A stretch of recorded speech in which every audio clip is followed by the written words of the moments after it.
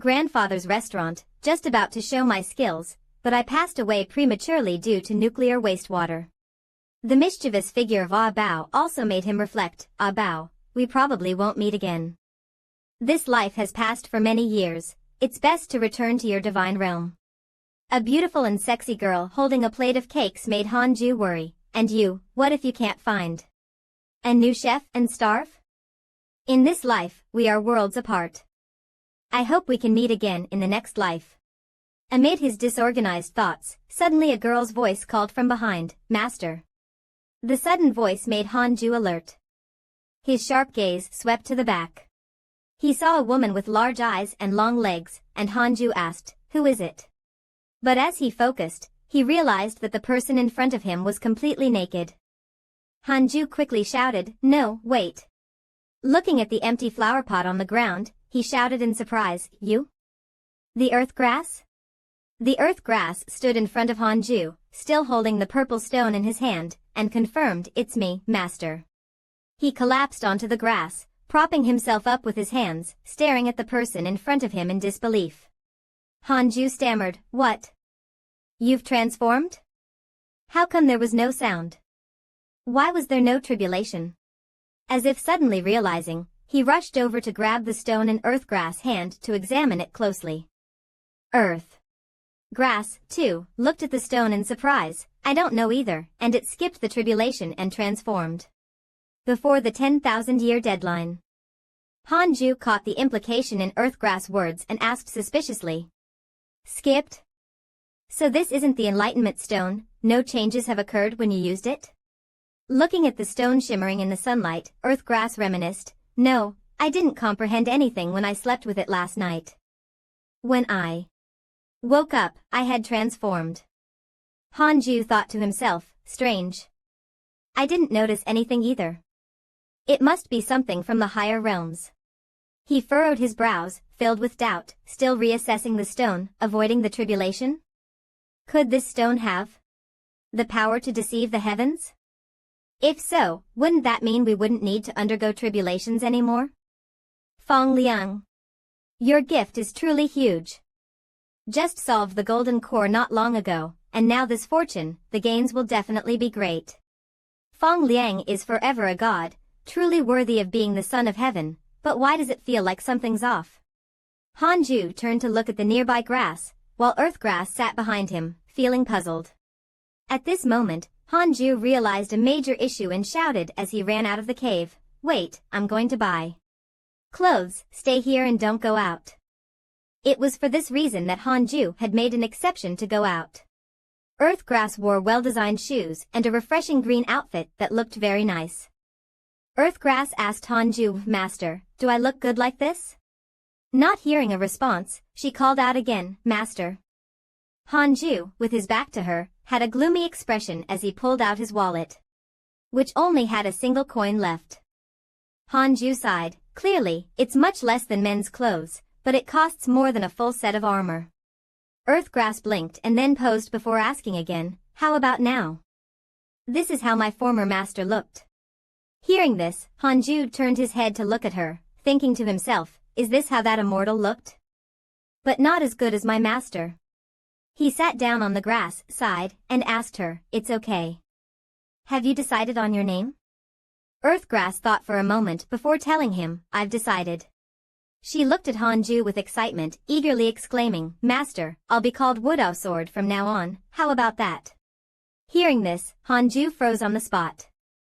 He helplessly turned around and asked, Woodao Sword? Why did you come up with that name?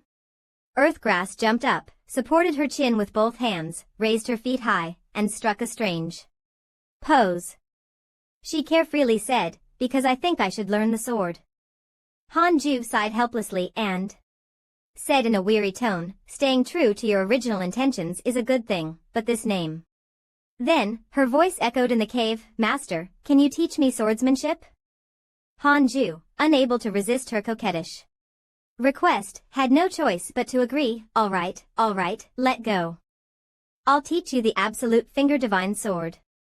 Mo Luan was fishing with Fong Liang and Chang'an and wondered, did I just see that right? It seems like Master bought women's clothes. Chang'an noticed this too, and its size S, you can tell from the shoes. Mo Luan asked, who would wear such things? Fong Liang turned around, hearing Mo Luan and Chang'an's conversation, with a look of fear on his face. Time flew by, and 13 years passed. In front of a magnificent waterfall, the water roared, mist filling the air. This beautiful natural scene was both peaceful and grand. Hong Quan was running quickly, frowning as she shouted, "You evil creature! Come and face your death." The black handmade frogs were torn into pieces by Hong Quan, and a piercing scream followed, "Ah, my goods!" A purple frog demon, with a red scarf tied around its neck, angrily shouted at her, "Human cultivator! You should die. My demon race has long secluded itself in the mountains. We only went to the market to sell some handicrafts for survival, with no malicious intent. Yet you insist on chasing us to the end." Hong Quan stepped on the pile of handmade frogs and pointed forward, angrily shouting, "Hand over my husband, and I'll let you go without death." The frog demon, extremely confused, widened its eyes and reasoned, "Husband? Our clan has never hunted humans. Where would we get a husband?" Hong Quan pointed to a puppet that resembled Han Ju and angrily said to the frog demon, "How do you explain this?" Following her gesture, the frog demon looked at the puppet in the cart and helplessly said, "Ah, you mean this? I thought it was trash, but the quality still has some value."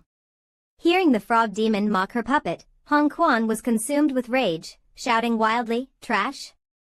This is the token of love between my husband and me." The frog demon quickly explained, "I found this by the river. I saw it on the ground and no one wanted it, so I picked it up." Hong Quan lost her sanity, unable to control her emotions, angrily saying, "I was bathing at that time." Hong Quan furrowed her brows, not planning to let the frog demon go. She reproached, "And it's wrong to take something without my permission. Moreover, my things are not trash. Clearly, you took advantage of me for personal gain. You have a skill, so why bother picking up trash?" The frog demon turned towards the cart, hanging its head in frustration, and said to Hong Quan, "What else can I do? I had no choice but to take this path. It's not that I didn't want to, but life has drained all my strength." She still didn't listen, continuing to shout, "That's still no excuse." The frog demon lowered its eyes, filled with worry, and painfully reminisced about the past. "It's so pitiful. Why should the mistakes of the elders be carried by our generation? Business is not going well." The frog demon bowed its head in front of Hong Quan, and its words left her stunned. The frog demon sighed, "There's no security, internal strife among the demon race, our territory's resources are becoming scarce, we can't interact with humans, we simply can't survive. Our two races were supposed to coexist peacefully, we could have drunk tea by the hearth, enjoyed family life, and had no need to pick up trash." Its voice grew soft, choking up, "Everything has been for the demon saint, for that so-called benefit, that's how we ended up here. We deserve it. We accept the mistakes made by the demon lord, we don't ask for your forgiveness, we only wish to return to the peace we once had." Upon hearing the frog demon's confession, Hong Quan furrowed her brows and remained silent. Its voice trembled, "There are elders above us, children below us still waiting for medical treatment. For ordinary demon folk like us." The frog demon shouted angrily, "What's wrong with living?" Suddenly, a hand with great force ripped the frog demon in half, the action swift, professional, and decisive. A strange voice followed, "If there's a mistake, it's that I was born at the wrong time." Hong Quan stared in horror at the chilling scene before her, and she cautiously shouted, "You? Who are you?" The person before her inwardly sighed, "Demon cultivator." A figure with red hair appeared in front of Hong Quan, his eyes glowing red, and a wicked smile on his lips. He retracted the hand that had torn the frog demon apart, still covered in blood. The man spoke, really slow. "Miss, you're not like a demon cultivator. If it were me, I would have finished it with a single strike, how could it be so slow?" He threw a puppet towards Hong Quan and said, "If you want to get your things back, be more decisive. Here, take it." She quickly caught the puppet, then scolded him for his actions. I have my own ways, but you really went too far. He pointed at the handmade frogs on the ground and said to Hong Quan, we are both demon cultivators. Why should we care about these things? Besides, Miss, you destroyed his handiwork. Isn't that a bit excessive? She replied, I only made him compromise. Of course, I will compensate him fully. He walked over to Hong Quan, and his words stunned her. Compensate? Miss, you're not thorough enough as a demon cultivator. Now that the demon sect is in power, why should we care about the common people? When the Tao orthodoxy unifies the world, we will liberate ourselves. He smiled wickedly and began to brainwash Hong Quan. Life is about making your own decisions, everything is for yourself. Morality, ethics, law, patience, affection, to hell with them, they all come from the same source. Why not, miss, take me as your master? Hong Quan sneered inwardly, what a sissy. She then picked up the puppet and turned around, looking at him firmly and saying, Senior, I already have a husband. The matter of taking a master should be discussed with my husband. He glanced at Hong Quan, his tone becoming harsher. Husband? Fine, go back and tell your husband that if he's from the same sect, that would be best. He handed a token to Hong Quan, and she asked while looking at it, I still don't know the senior's name? He propped up his hand and passed her the token, smiling confidently as he spoke to Hong Quan, I'm the first disciple under Bai Fa Mao, at the 7th layer of the combined body stage. If you want to take me as your master, come to me with this token. He flew into the air, and Hong Quan quickly shouted, Thank you, senior. I will definitely remain loyal to the demon sect. His figure gradually disappeared into the air, leaving behind a final word, a wise person adapts to the times. I admire you, miss. Perform well, and the demon sect will remember your loyalty. She kneeled to the ground, respectfully lowering her head and responding, I am deeply grateful. He vanished into the air, leaving only a faint trace of his presence, and Hong Quan sighed with relief, slipping her hand into her sleeve. She took out a stack of demon sect tokens and couldn't help but feel relieved. I almost got taken by a demon cultivator. The frequency of demon cultivators showing up is increasing. Are they pursuing achievements?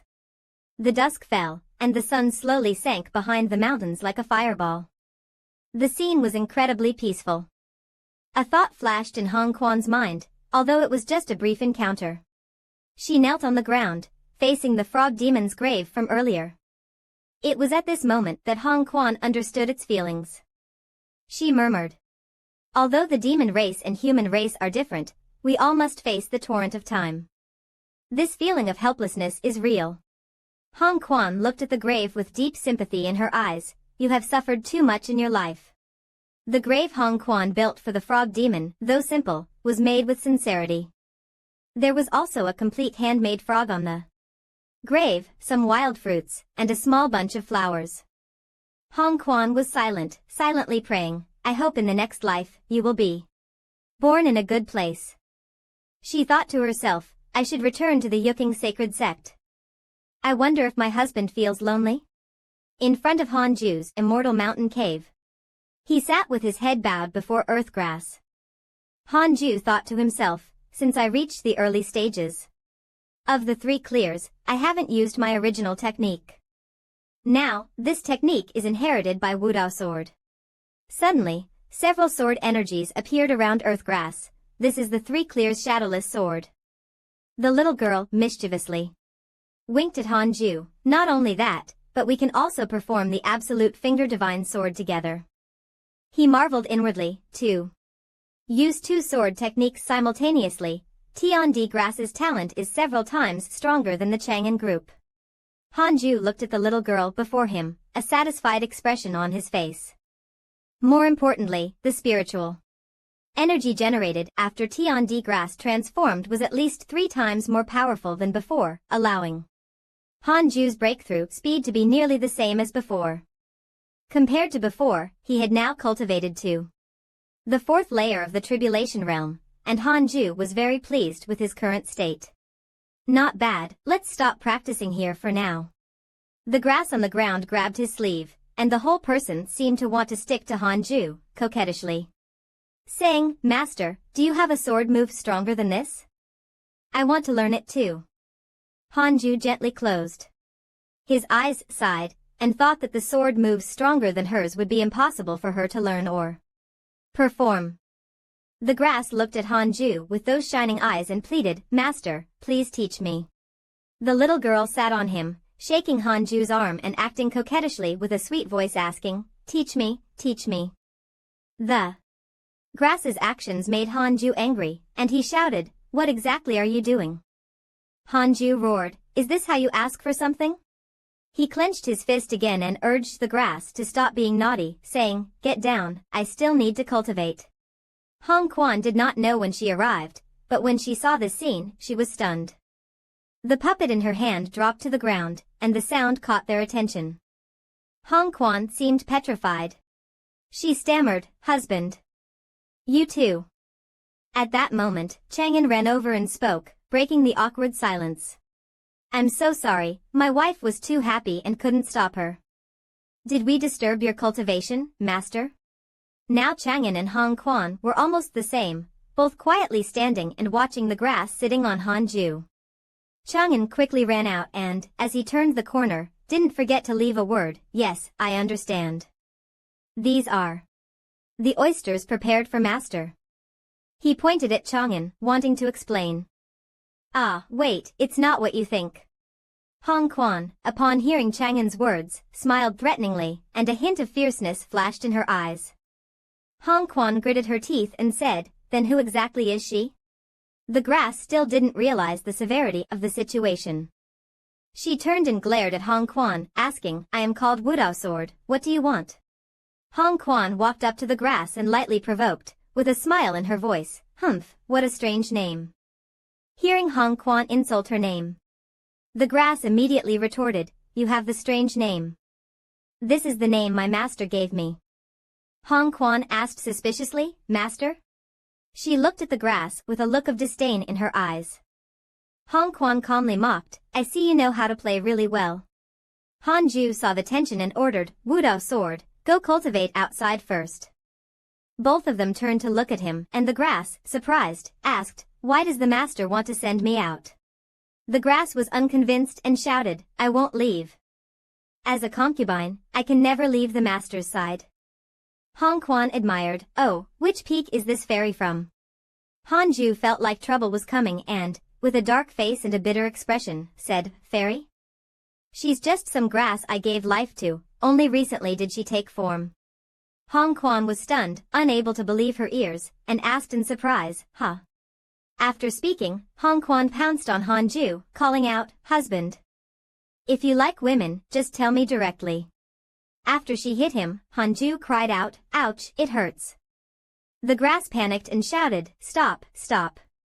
Hong Quan's voice echoed, It doesn't have to be the same type of grass. Before she could finish, Hanju interrupted her, Shoo, darling, she's just a child. The grass was stunned, not understanding what they meant, her eyes wide open as she looked at them and confusedly shouted, Huh? Hong Quan tempted Hanju, saying, How about I stay here with you and not go out? Hanju loudly rejected, Don't even think about it, don't disturb my cultivation. She refused to give up and continued, Listen, is this not what people say? These words made the grass's face turn pale, and Hong Quan used her trump card against him. She acted coquettishly, But I really miss you. Hanju exposed Hong Quan's words, saying, You already have the heavenly curse, isn't that enough? She froze, stuttering. Well, I used the heavenly curse earlier, did you notice? Upon hearing this, the grass exclaimed in surprise, Huh? Hong Quan tightly hugged Hanju's neck. He also reached out and held her enticing body, then helplessly turned to the grass and said, So? Could you leave for a while? At this point, the grass seemed to vaguely understand the situation and awkwardly and confusedly replied, On a magnificent mountain peak. The grass murmured while hugging a leg, The master has other women, why didn't I know? He's really keeping her in the master's cave.